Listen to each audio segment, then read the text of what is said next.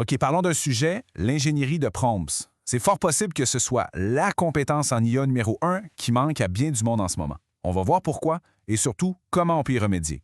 Je veux dire, on utilise tous l'IA, pas vrai? Que ce soit ChatGPT, Claude ou Copilote, on écrit une petite question, on reçoit une réponse. C'est rendu presque un réflexe. Mais soyons honnêtes 2 secondes.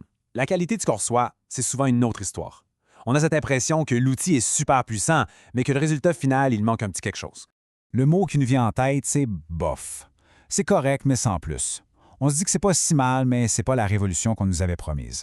On prend la réponse un peu vague, puis on passe à autre chose. Mais et si on regardait ça d'un autre angle?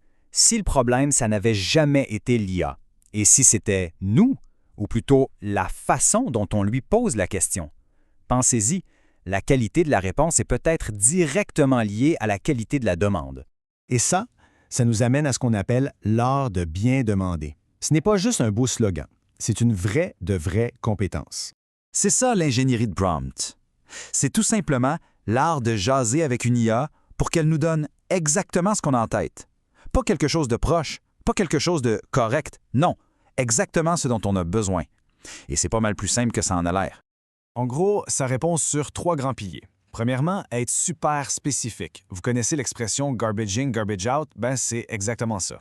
Deuxièmement, donner du contexte. L'IA, elle sait rien de votre projet, de votre public. Faut la briefer comme si c'était un nouvel employé. Et troisièmement, il faut itérer.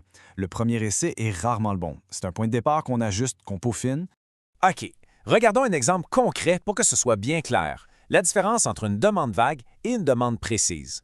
Regardez la différence. C'est le jour et la nuit. D'un côté, on a « aide-moi avec une présentation ». C'est vague, l'IA va deviner et le résultat va être générique. De l'autre côté, on a une demande super claire. Le public, le sujet, le nombre de diapos, le contenu de chaque diapo et même le temps.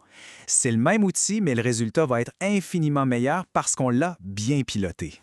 En fait, la meilleure façon de voir ça, c'est qu'un bon prompt, c'est juste un bon brief. C'est exactement la même compétence que celle qu'on utilise pour déléguer une tâche à un collègue. Si on est capable d'expliquer clairement à un humain ce qu'on veut, on est capable de prompter une IA. Et pourquoi c'est si important?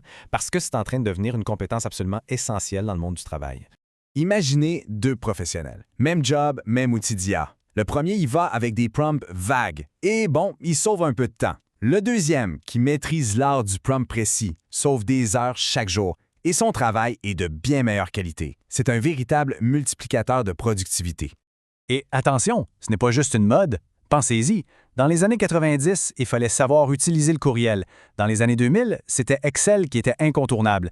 Aujourd'hui, la compétence qui fait vraiment la différence, c'est l'ingénierie de prompt. Ceux qui la maîtrisent en premier prennent une avance considérable. Bon, la question maintenant, c'est comment on fait pour devenir bon? Comment on développe ce réflexe de bien communiquer avec l'IA? Eh bien, comme pour n'importe quoi, la clé, c'est la pratique. C'est là que des outils comme Claudessim deviennent intéressants. Ça nous met dans des scénarios de travail réels, interactifs, on pratique nos prompts, on reçoit du feedback d'un coach IA, on s'ajuste, c'est comme ça qu'on bâtit le muscle. C'est vraiment en forgeant qu'on devient forgeron. Finalement, la vraie question, ce n'est plus de savoir si l'IA est puissante, on le sait qu'elle l'est, c'est de savoir si on est prêt à apprendre à lui parler. C'est là que la vraie transformation de la productivité commence, avec l'art de bien demander.